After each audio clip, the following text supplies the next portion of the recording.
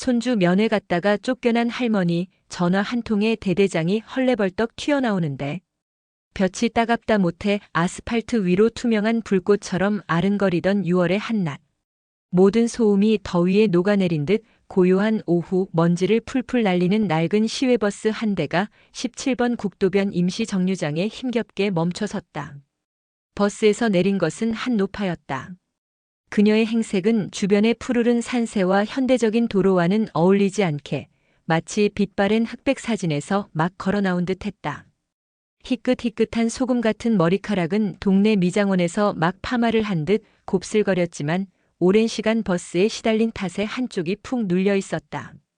햇볕에 그을려 검붉은 얼굴에는 자글자글한 주름이 강물처럼 패여 있었고 그 주름의 골짜기마다 고단한 세월의 흔적이 묵묵히 고여 있었다. 색이 바래고 발에 원래 무슨 색이었는지 짐작하기도 힘든 꽃무늬 몸빼 바지, 목둘레가 살짝 늘어난 흰색 반소매 티셔츠. 손에는 보자기에 여러 겹산 묵직한 꾸러미가 들려 있었는데 그 모습이 영락없이 난생 처음 군부대라는 곳에 면회 가는 시골 할머니의 전형이었다. 그녀는 버스가 뿜어내는 매캐한 연기를 피해 몇 걸음 옮기더니 길 건너편의 육중한 군부대 정문을 물끄러미 바라보았다. 맹호대대. 굳건한 필체로 쓰인 현판과 굳게 닫힌 위병소의 철문은 민간인의 세계와 군인의 세계를 단호하게 갈라놓는 경계선처럼 보였다. 그녀는 잠시 그 자리에 서서 가쁜 숨을 골랐다. 수십 년 만이었다. 강산이 몇 번은 변했을 세월. 하지만 산의 능선이 그리는 부드러운 곡선과 계곡에서 불어오는 서늘한 바람에 실린 흙냄새는 예나 지금이나 변함이 없었다. 기억은 냄새처럼 바람처럼 문득 찾아왔다. 위병소를 지키던 2명의 초병은 길 건너편에서 자신들을 빤히 바라보는 노파의 존재를 뒤늦게 알아차렸다.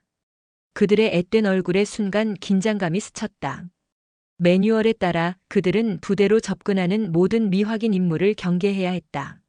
한 명이 다른 한 명에게 턱짓으로 신호를 보내고는 정해진 절차에 따라 조심스럽게 입을 열었다. 어머니, 이쪽은 군사보호구역이라 오래 계시면 안 됩니다. 혹시 무슨 일로 오셨습니까? 목소리는 컸지만 어딘가 어색한 갓 20살을 넘긴 청년의 목소리였다. 노파는 희미하게 웃으며 느릿느릿 길을 건넜다. 그녀의 걸음걸이는 무릎이 좋지 않은 듯 조금 불편해 보였다. 위병소 앞에 다다른 그녀는 손에 든 보따리를 고쳐들며 대답했다. 우리 손주 녀석 면회 왔지. 김민준 이병. 오늘이 첫 면회라고 해서 어미 아비는 바쁘다 하기에 내가 대신 왔어. 그녀의 목소리는 작고 밭은 기침이 섞여 나왔지만 손주라는 단어를 발음할 때만큼은 더위도 잊은 설렘이 가득했다. 초병들은 서로의 얼굴을 마주 보았다. 그들의 표정에는 난처함이 역력했다. 면회는 국방부 인트라넷을 통해 사전에 면회 신청이 승인된 인원만 정해진 시간 안에 신분증을 제시해야만 가능했다. 눈앞의 노파는 그 어떤 절차도 알지 못하는 그저 손주가 보고 싶다는 마음 하나만으로 무작정 찾아온 방문객일 뿐이었다. 어머니, 일단 성함하고 손주분 소속 대대 좀 정확하게 말씀해 주시겠습니까? 저희가 한번 조회를 해봐야 해서요. 나야 뭐 박선영이고. 손주는 틀림없이 여기 일대대 소속이라고 하던데. 편지에 그렇게 쓰여 있었어. 한 초병이 위병소 안으로 들어가 행정반에 연결된 인터폰을 잡았다. 수화기를 통해 노파의 인적사항과 손자의 이름을 전달하는 동안 박선영 여사는 가만히 부대 안쪽으로 시선을 던졌다. 위병소 너머로 보이는 연병장, 그 옆에 도열한 듯 서 있는 플라타너스 나무들. 자신이 직접 삽을 떠 털을 닦고 어린 묘목을 가져다 심었던 기억이 파노라마처럼 스쳐 지나갔다. 저 나무들이 이제는 저렇게 자라 늠름한 그늘을 만들고 있구나. 그녀의 입가에 옅은 미소가 번졌다. 그때였다. 인터폰을 붙들고 있던 초병의 얼굴이 곤란함으로 일그러지더니 위병소 안쪽에서부터 짜증이 가득 실린 목소리가 터져나왔다. 곧이어 대대 행정보급관인 김정식 대위가 성큼성큼 걸어나왔다. 잘 다려진 전투복, 반짝거리게 닦은 전투화, 그리고 권위로 가득 찬 그의 표정은 이제 막 사회와 단절된 초병들에게는 하늘과도 같았다. 그는 위아래로 박 여사를 훑어보았다. 그 시선에는 노인의 남루한 행색에 대한 경멸과 귀찮은 일이 생겼다는 노골적인 불만이 가득 담겨 있었다. 어르신, 지금이 면회객 방문 시간이긴 합니다만 사전에 인트라넷으로 신청하지 않으시면 면회는 절대 불가합니다. 이게 다 규정입니다. 규정. 그는 규정이라는 단어를 방패처럼 휘둘렀다. 그 단어만 있으면 세상 모든 일이 자신의 통제하에 놓이는 것처럼 오만하고 경직된 태도였다. 박 여사는 그저 묵묵히 김대위를 올려다볼 뿐이었다. 세월의 풍파를 모두 겪어낸 그 눈빛은 분노하지도 슬퍼하지도 않았다. 너무나 깊고 고요해서 오히려 김대위의 신경을 날카롭게 긁었다. 그리고 어르신, 신분증은 당연히 가져오셨겠죠? 여기는 국가중요시설입니다. 신원 확인이 되지 않는 외부인은 단 한 발자국도 들여보낼 수 없는 곳입니다. 그의 말투는 신문조에 가까웠다. 박 여사는 잠시 멋쩍은 표정을 짓더니 느릿하게 입을 열었다. 신분증이라 이런, 장에 간다고 장바구니에 넣어두고는 그냥 온 모양이네. 늙으면 이렇게 깜빡깜빡해. 미안해서 어쩌나.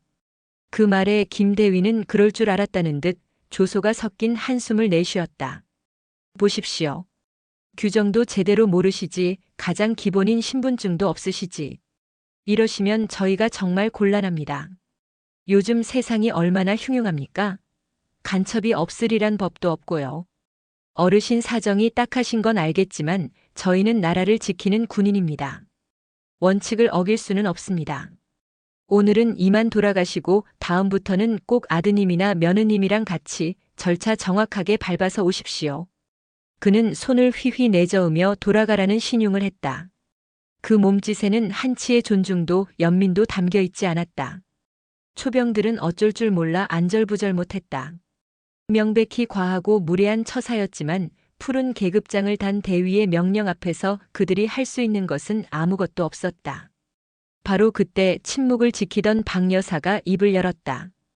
여전히 나직하고 쉰 목소리였지만 그 안에는 강철 같은 단단함이 서려 있었다.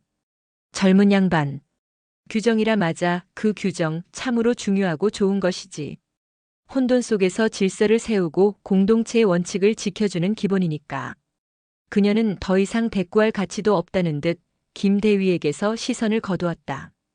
그리고는 들고 있던 묵직한 보따리를 땅바닥에 조용히 내려놓았다.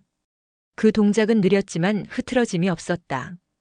그녀는 낡아서 해진 가방을 뒤져 지금은 구경하기도 힘든 구형 폴더폰 하나를 꺼내 들었다. 액정은 작았고 버튼의 숫자들은 반쯤 지워져 있었다. 그녀는 더듬더듬 하지만 한치의 망설임도 없이 익숙하게 번호를 눌러나갔다. 그 모습을 지켜보던 김대위의 얼굴에 노골적인 조소가 떠올랐다. 어디다 전화를 해서 하소연이라도 하려는 건가? 촌스럽기는. 나다. 전화가 연결되자마자 그녀가 내뱉은 첫마디였다. 짧고 간결했지만 듣는 사람을 압도하는 묘한 권위가 실려 있었다.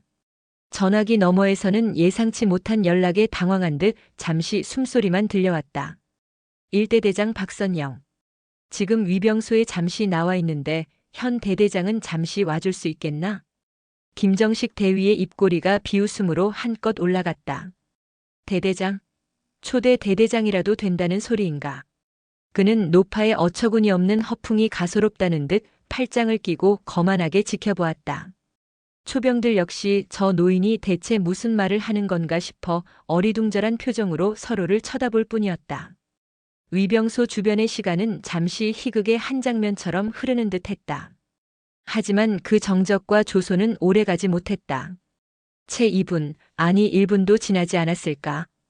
부대 안쪽 대대 본부 방향에서부터 시작된 다급한 발소리가 아스팔트를 때리며 점점 가까워져 왔다. 처음에는 한두 명의 군합발 소리인가 싶었지만 이내 수십 개의 군화가 일사불란하게 지면을 박차는 굉음으로 변했다.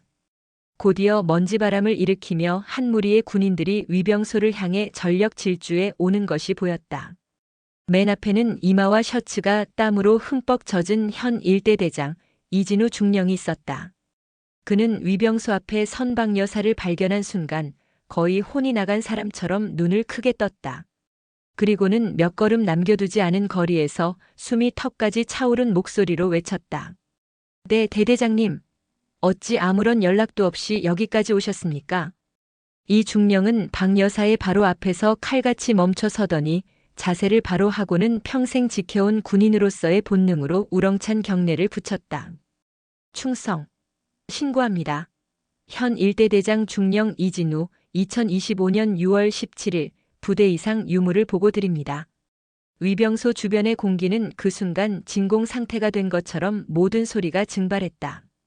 김정식 대위는 입을 살짝 벌린 채 눈앞의 비현실적인 광경을 받아들이지 못하고 그대로 굳어버렸다.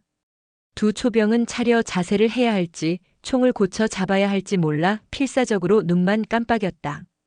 대대장이 그들의 절대자이자 신과도 같은 대대장이 저 남루한 시골 할머니에게 대대장님이라고 부르며 온 힘을 다해 각잡힌 경례를 하고 있었다. 박 여사는 이 중령의 경례를 묵묵히 받았다.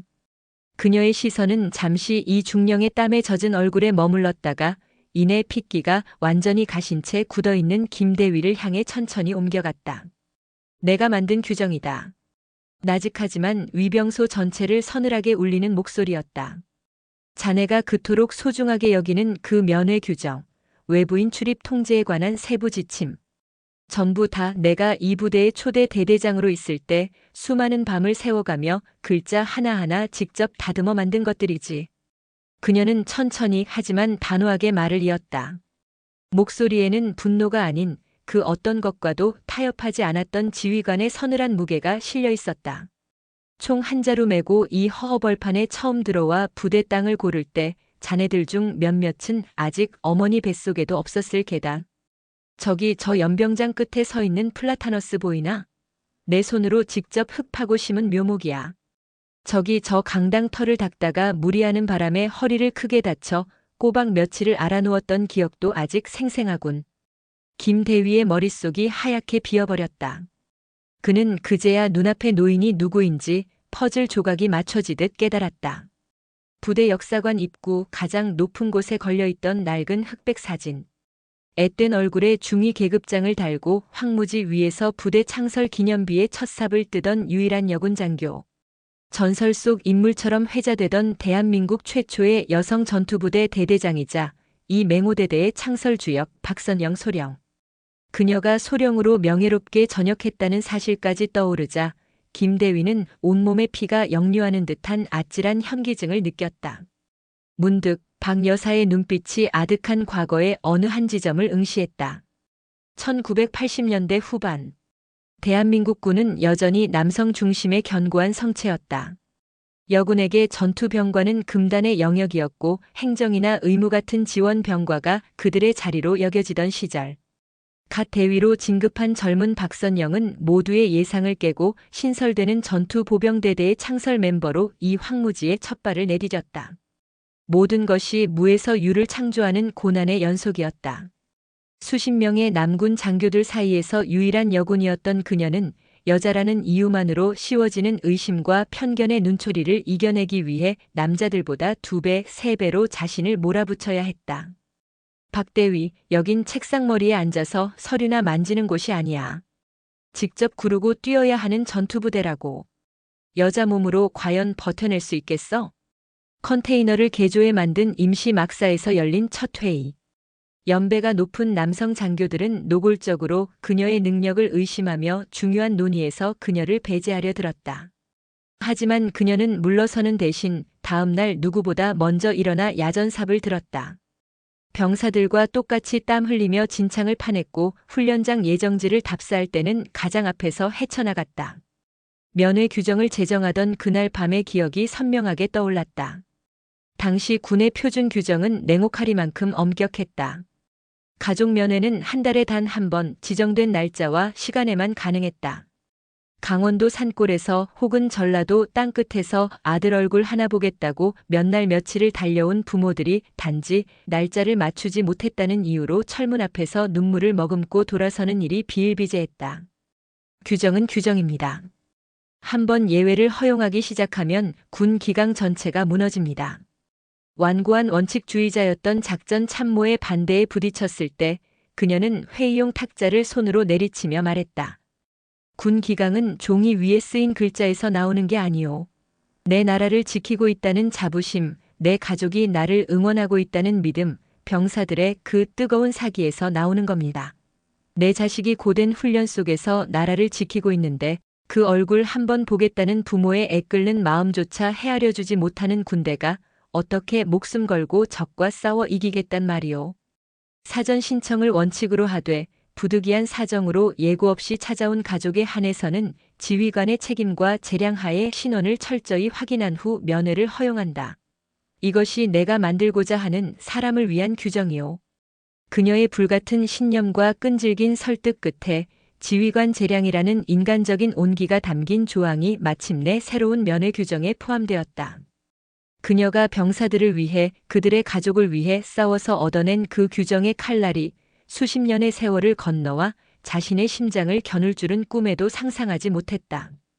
다시 현실로 돌아온 박 여사는 김대위를 향해 마지막 말을 던졌다. 그녀의 목소리는 조용했지만 그 어떤 호통보다도 날카롭게 그의 자존심을 관통했다. 정복은 벗었지만 내 삶의 품격은 남았습니다. 그대들은 반짝이는 그 정복 아래에 과연 무엇을 감추고 있는가? 그 말은 김대위의 영혼에 지울 수 없는 낙인처럼 새겨졌다. 그는 차마 고개를 들지 못했다. 이진우 중령의 얼굴은 분노와 부끄러움으로 붉게 달아올라 있었다. 그는 더 이상의 문책은 무의미하다고 판단, 조용하지만 단호한 목소리로 김대위와 주변 인원들에게 명령했다. 김정식 대위는 금일부로 모든 직무에서 손을 떼고 보직 해임을 대기한다.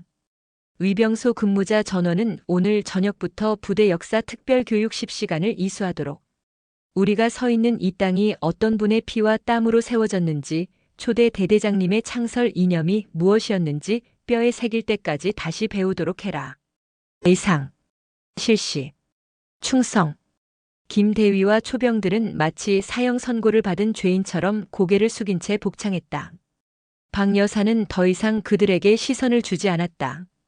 그저 묵묵히 허리를 숙여 바닥에 내려놓았던 보따리를 다시 집어들었다.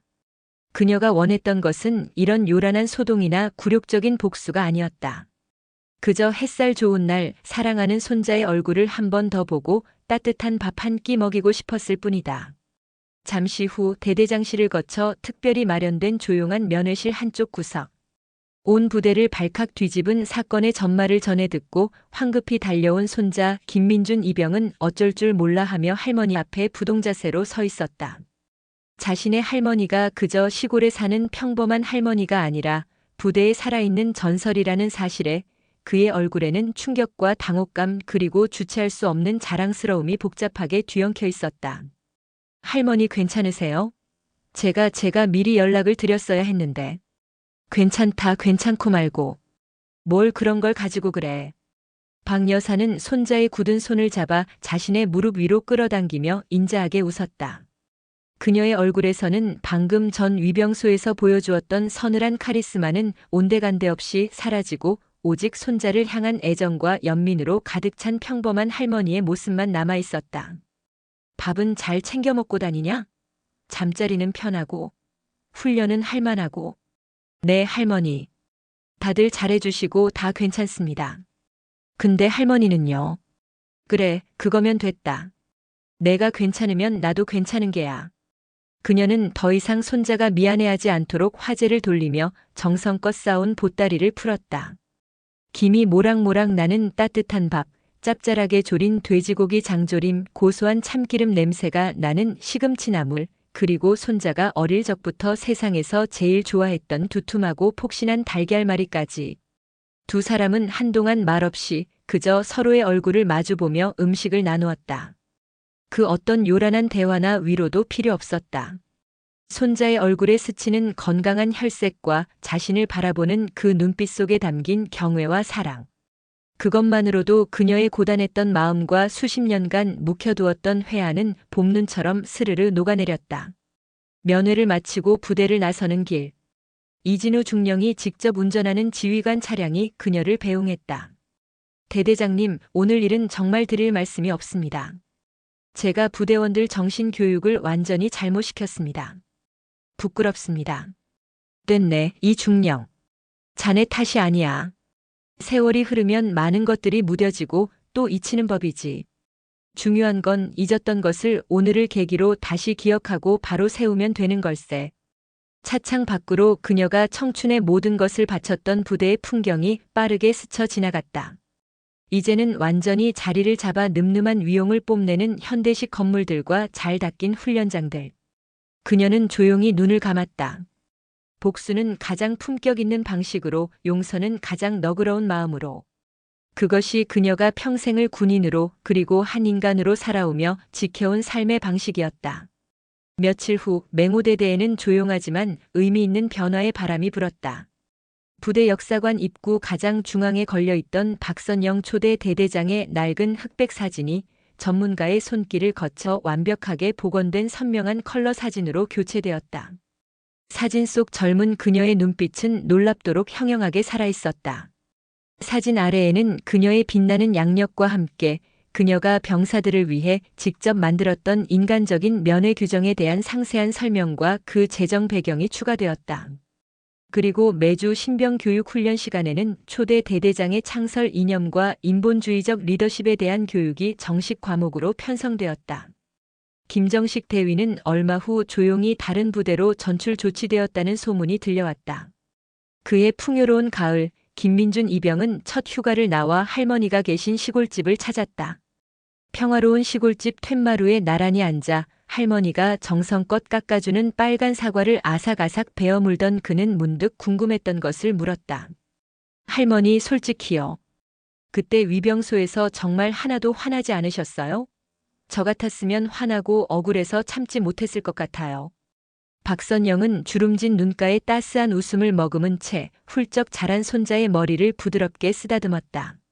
화라 물론 속이야 상했지. 하지만 얘야, 화를 내고 원망하는 그 시간에 내가 평생을 바쳐 가꾼 것들이 얼마나 아름답게 자라났는지 둘러보는 게 훨씬 더 지혜로운 일이 아니겠니? 그녀의 시선이 마당 끝 가을 햇살을 받아 루비처럼 붉게 익어가는 감나무를 향했다. 그녀가 군복을 완전히 벗고 이 시골에 정착하며 가장 먼저 심었던 어린 묘목이었다. 한때는 차가운 총을 들었던 그 손으로 이제는 따뜻한 흙을 만지며 가꾼 소중한 결실들이었다. 무엇이 진정으로 남고 무엇이 결국에는 사라지는가. 어깨를 짓누르던 군복과 번쩍이던 계급장은 세월 속에 사라졌지만 그녀가 황무지 위에서 피와 땀으로 세웠던 이념과 인간에 대한 품격은 부대에 남아 후배들의 굳건한 정신이 되었다. 그것으로 충분했다. 그녀의 진짜 저녁은 어쩌면 소란스러웠던 군 생활을 마친 지금부터 시작되는 것일지도 몰랐다. 고요하고 따사로운 여생의 햇살 아래 그녀는 세상 그 누구보다 강하고 평화로운 모습으로 앉아 있었다. 손자의 질문에 박선영은 그저 웃어넘겼지만 김민주는 그 미소 뒤에 가려진 수만 겹의 감정을 어렴풋이 짐작할 수 있었다. 그날 이후 부대 내에서 할머니의 이야기는 살아있는 신화가 되었다. 처음에는 그저 대단한 할머니를 둔 녀석이라며 신기해하던 동기들과 선임들도 부대 역사 교육을 통해 그녀가 어떤 길을 걸어왔는지 알게 된 뒤로는 민준을 대하는 태도에 미묘한 존경심을 담기 시작했다. 그것은 민준에게 부담이기도 했지만 그보다는 가슴 벅찬 자부심에 가까웠다. 그래도 할머니, 저는 그날 이후로 군 생활이 조금 달라졌어요. 민준이 깎은 사과 조각을 입에 넣고 우물거리며 말했다. 전에는 그냥 국방의 의무니까 빨리 시간이나 갔으면 좋겠다고 생각했거든요. 그런데 할머니가 이 땅을 처음 밟고 저 건물들 하나하나에 할머니의 이야기가 담겨 있다고 생각하니까 제가 딛고 있는 이 땅, 제가 입고 있는 이 군복의 무게가 다르게 느껴져요. 그냥 의무가 아니라 할머니가 지켜온 무언가를 제가 이어받고 있다는 느낌이랄까요. 그 말에 박선영은 처음으로 손자의 머리를 쓰다듬던 손길을 멈추고 그의 눈을 깊이 들여다보았다. 훌쩍 자라 자신보다 훌쩍 커버린 손자. 어리광만 부리던 아이는 어느새 신념을 이야기하는 청년이 되어 있었다. 그녀의 눈시울이 순간 뜨거워지는 것을 느꼈지만 애써 덤덤한 표정을 지었다.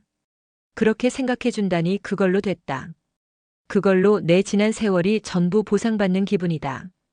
그때 민주는 품속에서 조심스럽게 접어둔 편지 한 통을 꺼냈다. 조금은 낡고 구겨진 군용 편지지였다. 할머니, 사실 이거 전달해 드리라는 부탁을 받았어요. 대대장님께서 휴가 나가기 전날 저를 따로 부르셔서 주셨습니다. 박선영은 의아한 표정으로 편지를 받아들었다. 발신인의 이름은 뜻밖에도 김정식이었다. 위병소에서 그녀에게 모욕을 주었던 바로 그 대위였다. 그녀는 잠시 망설이다가 이내 조용히 편지를 펼쳐 읽어 내려가기 시작했다. 글씨는 또박또박했지만 여러 번 고쳐 쓴 흔적이 역력했다. 편지의 내용은 길지 않았다. 그날 자신의 어리석고 오만했던 행동에 대한 깊은 사죄와 반성, 그리고 전출간 부대에서 다시 군 생활의 의미를 배우고 있다는 근황이 담겨 있었다. 편지의 마지막 구절이 그녀의 마음에 잔잔한 파문을 일으켰다. 그날 대대장님께서 제게 물으셨던 마지막 말씀을 매일 밤 떠올립니다. 정복 아래 무엇을 감추고 있느냐는 그 질문에 저는 부끄럽게도 껍데기뿐인 권위와 자만심을 감추고 있었습니다. 이제는 정복 아래에 제가 지켜야 할 사람들과 제가 이어가야 할 진정한 군인 정신을 채우려 노력하고 있습니다. 부디 먼 곳에서나마 건강하시기를 기원합니다. 죄송하고 또 감사했습니다. 박선영은 편지를 조용히 접어 무릎 위에 내려놓았다. 그녀의 얼굴에는 분노도 통쾌함도 아닌 그저 깊이를 알 수 없는 고요함이 감돌았다. 한 사람의 실수가 그의 인생 전체를 규정하지는 않는다. 중요한 것은 넘어진 자리에서 무엇을 깨닫고 어느 방향으로 다시 일어서는가 하는 점이다. 그녀는 김대위 역시 자신의 자리에서 혹독한 성장통을 겪고 있음을 느낄 수 있었다. 잘 됐구나, 아주 잘 됐어. 그녀의 혼잣말 같은 대답에 민준이 물었다. 용서하시는 거예요, 할머니? 용서할 게 뭐 있겠니? 박선영은 고개를 저으며 멀리 보이는 가을 하늘을 바라보았다. 붉게 물든 노을이 산 능선을 부드럽게 감싸고 있었다. 규정이나 규칙은 사람을 단단하게 만들지만 때로는 그 단단함이 사람을 부러뜨리기도 하지. 하지만 사람이 사람에게 전하는 마음, 선배가 후배에게 물려주는 정신 같은 것들은 훨씬 부드럽고 유연해서 사람을 더 멀리 더 단단하게 나아가게 한단다. 그 젊은이도 이제 그걸 깨달아가는 과정이겠지. 그러니 내가 용서하고 말고 할 것이 없어. 스스로 자신을 용서하고 앞으로 나아가면 되는 게지. 그녀의 말은 마치 군 생활이라는 긴 여정을 앞둔 손자에게 남기는 유언처럼 들렸다. 단순한 지식이 아닌 삶을 관통하는 지혜의 말이었다. 휴가가 끝나고 민준이 부대로 복귀하던 날, 박선영은 새벽같이 일어나 손자가 좋아하는 따뜻한 묵국을 끓였다.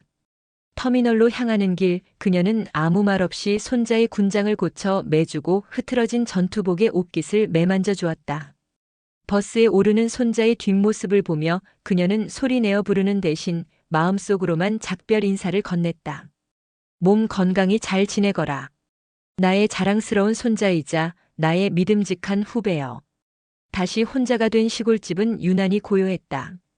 박선영은 툇마루에 앉아 김대위가 보낸 편지를 다시 한번 꺼내 읽어보았다.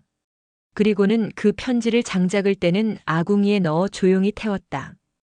과거의 원망도 사과도 이제는 한 줌의 재가 되어 바람에 흩날렸다.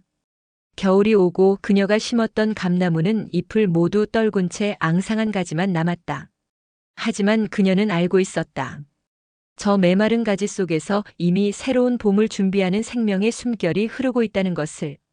군복을 벗은 지 수십 년, 이제 그녀의 싸움은 더 이상 영토를 지키는 것이 아니었다. 그녀가 지키고자 했던 사람과 정신의 가치가 다음 세대로, 또 그 다음 세대로 온전히 이어지도록 지켜보는 것. 그것이 바로 그녀에게 남겨진 마지막 임무이자 가장 큰 기쁨이었다. 봄이 오면 그녀는 또다시 밭을 갈고 씨앗을 심을 것이다. 그리고 여름이 되면 다시 면회 갈 날을 손꼽아 기다릴 것이다. 그때는 낡은 몸빼 바지가 아닌 조금 더 고운 옷을 입고 가리라 다짐하며 그녀의 얼굴에 소녀 같은 옅은 미소가 피어올랐다. 그녀의 시간은 그렇게 고요하지만 충만하게 역사의 한 페이지를 살아내고 있었다. 영상이 마음에 드셨다면 구독과 좋아요 부탁드립니다.